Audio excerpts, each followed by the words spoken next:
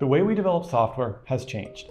AI, and in particular autonomous coding agents, transform the who and how of building software.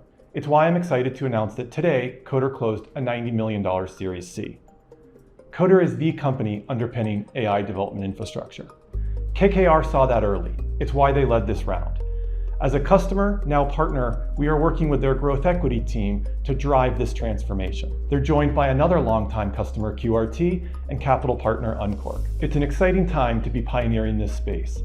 We are seeing the cloud native era give way to the AI native era, and it's going to have as much transformation and opportunity as the last 20 years. To be on the ground floor is exciting, and this technology is going to get deployed so much more widely than to just coders.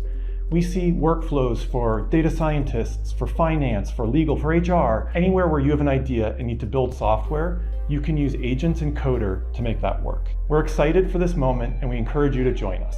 Learn more at coder.com and find out how we can help you transform the way you build software too.